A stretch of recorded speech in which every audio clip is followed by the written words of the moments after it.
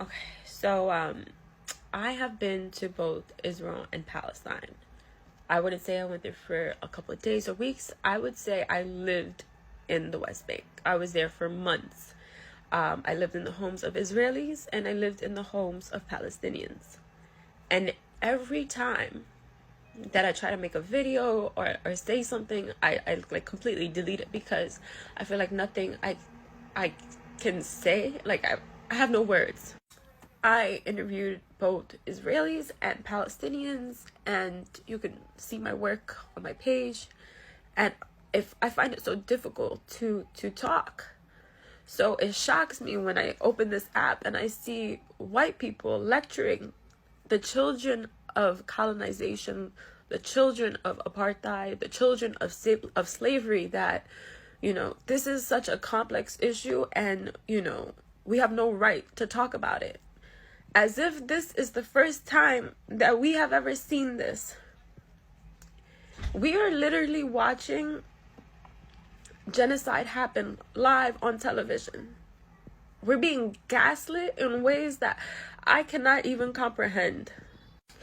If there's anything that I've learned in my time from Israel and Palestine, it's that this issue really isn't that complicated, okay?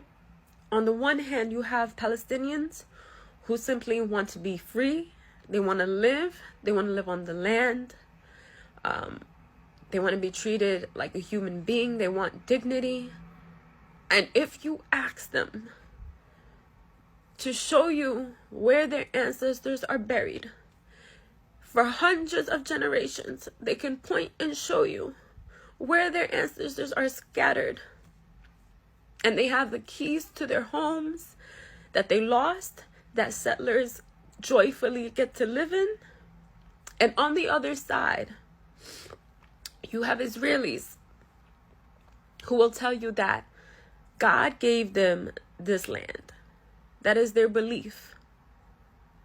Now, for me, I never knew God to be a real estate agent. And I don't know, as a collective, to what extent do Palestinians have to participate in their reality?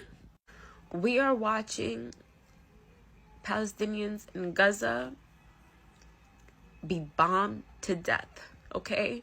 They have nowhere to go. They are trapped. And we know this information, and we're saying it's okay. It's okay because look what they've done. When there has been a slow genocide of Palestinians happening for 80 years. And we're having a conversation that this is such a complicated issue. There is this conversation happening that if Palestinians actually become free, that they would kill all the Israelis, that they would kill all the Jewish people. And I just want to say something. You guys do know that there are Jewish people that live in the West Bank, right? There are Samaritan Jews that live in Nablus, okay? They've been living there for thousands of years with Muslims, okay? There are Christians that live in the West Bank with Palestinians. There is harmony in Palestine, okay? There are bars and clubs.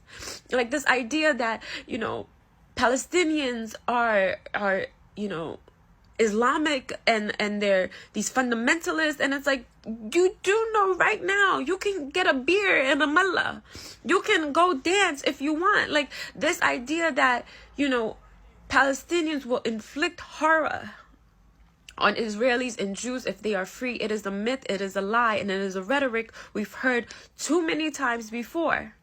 You know, has any African nation that has been liberated by their colonizers, did they go and kill their colonizers? No. Did India and Pakistan kill the British when they were freed? No.